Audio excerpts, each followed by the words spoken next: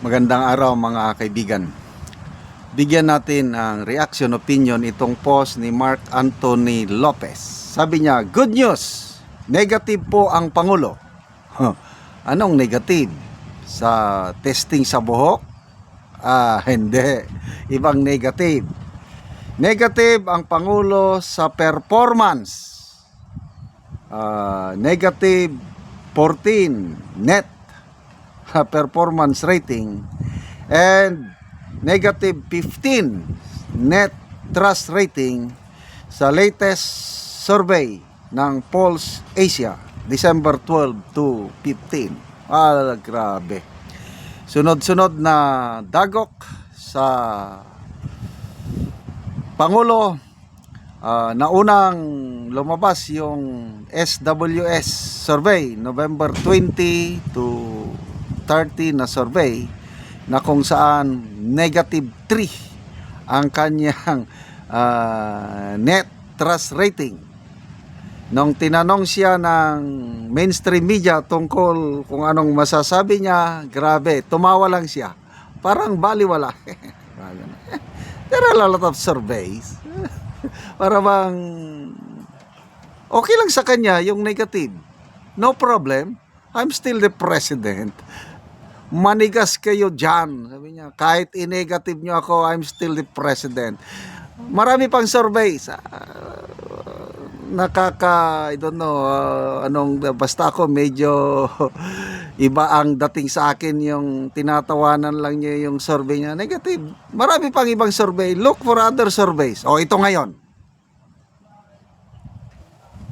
Pulse Asia. Dalawang matitibay na survey group na yan. Hindi yan nababayaran. SWS at saka Pulse Asia. Tumaas pa ang kanyang negative rating. Minus 14 performance rating, minus 15 trust rating. Ano ngayon? Ano kaya ngayon ang isasagot ng Pangulo? As usual siguro, never mind. Marami pang iba. Anong hinihintay niyang survey? Siguro, ang hinihintay niya yung Okta Research at saka Tangery at saka yung isa pa, RP Mission Development Incorporated. Yung tatlo na yun ang mga nagbibigay sa kanya ng malakas na But ako, wala akong katiwa-tiwala sa survey group ng Okta, Tangery at saka yung RP yun. Ang pagkakatiwalaan nating survey, ito, Pulse Asia, SWS, WR Numero at saka Publicos Asia. Negative. Grabe. Isa pa. Balik na sa SWS. Nakakagulat. Nagulat ako nung malaman ko na sa survey ng SWS, si Tatay Digong natin nakakuha ng positive 77% trust rating. Anong ibig sabihin nun? Maraming Pilipino ang hindi na nagtitiwala sa nakaupong Pangulo kasi negative na siya. Samantalang napakarami, halos majority ng Pilipino nagtitiwala pa rin kay Tatay Digong with that positive 77% trust rating, net trust rating. Kahit ikinulong nila, kinidnap nila ang ating Tatay Digong, nandun naghihirap, nalulungkot sa The Hague, Netherlands. At ang pagmamahal ng taong bayan sa ating Tatay Digong lalong lumalakas. Grabe. So, ano ba ang ito, maalala ko si former Senate President Franklin Drilon. Nagkomentaryo kasi pati na lang kung ano-ano na lang ang ina-announce ng Pangulo. Pati ang pang-uutang calamity loan ng SSS, pinapakialaman niya na. Siya na ang nag-a-announce, naghihikayat sa taong bayan para mangutang ang tao sa SSS calamity loan. Na sabi ni Ted Filon, unprecedented and unprecedensiable. First time daw na nangyari na ang presidente ang naghihikayat sa taong bayan na mangutang sa SSS. Kasi ang tagal naman yung SSS calamity loan na yan. Since time immemorial, nandyan na yan. Bakit kailangan pa ang presidente na mag-announce? Sabi ni Senator Drilon, for the ratings. Gustong magpapogi ang Pangulo, ipakita niya na maganda ang kanyang administrasyon, tumutulong kami. Kaya ito, sabi niya, mangutang kayo para hindi kayo mabibiktima ng 5-6, samantalahin nyo na ito. Kung ano-anong ina-announce. Anong nangyari? Tumaas ba ang rating niya? Ay lalong bumaba. Siya na siguro ang most unpopular president in our history according to ratings like this. Another comparison, nabanggit ko na pala si Tatay Digong. Yung midterm rating niya is 77%. Samantalang itong si Bongbong Marcos is only -3 sa SWS. Ito na ngayon another sampal sa mukha ng administrasyong ito. Pulse Asia negative. So I don't know sa Mindanao kasi sa Mindanao si Pangulong Marcos Jr. sa SWS survey -37% ang kanyang trust rating.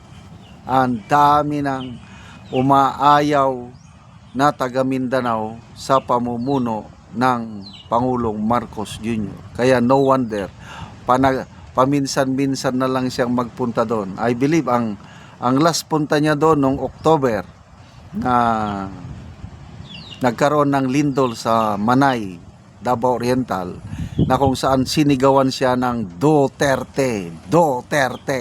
Yun. Nakatikim siya hagupit ng taga Mindanao. So, good luck, Auntie Claire, pasok! Ano na naman ang inyong isasagot dito? Wala lang daw? Maghanap pa ng ibang survey. Sige lang, basta ang taong bayan ang may kapangyarihan humusga sa inyong ginagawa sa bansang ito.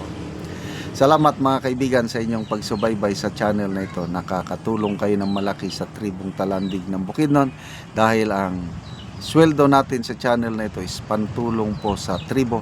Namimigay tayo ng libreng livelihood, libreng yero at pako para makapagpatayo sila ng mas maayos na tirahan. Panoorin nyo ang video na ito. Ano ang natagaan si Kuya Ugero? Kuan grasya na mo nga para sa mong balay. Ay ani. Imong Tulungan na mong balay nako. tulo na imong balay. Ini moya ko ni kuan yung ginabang. Doon akong balay kay nalata na ngaligi nako. Nalata na. Sen kay naanag yun. Oo. Salamat kayo sa grasya nag-sponsor ani. Oo. O karon mo na yung itsura sa atop sa natagaan na Mugero. So mga karaan na gid kayo gatuluan na pod og muulan sila.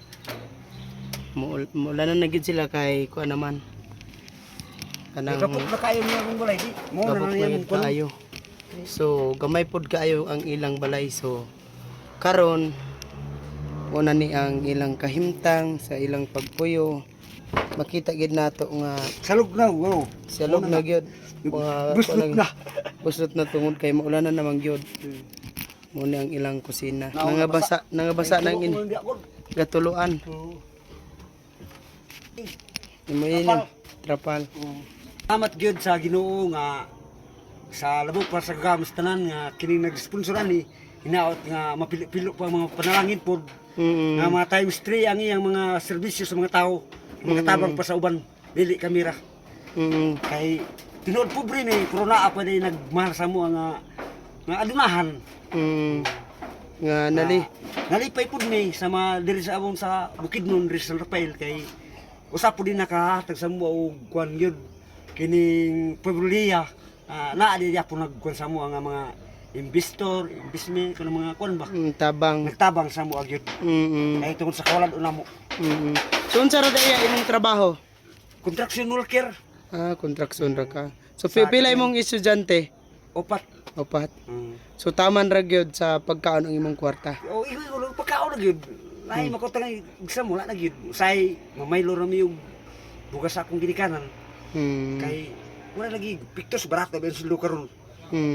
Igo pa mong kompanya og flood control. So salamat kayo ya.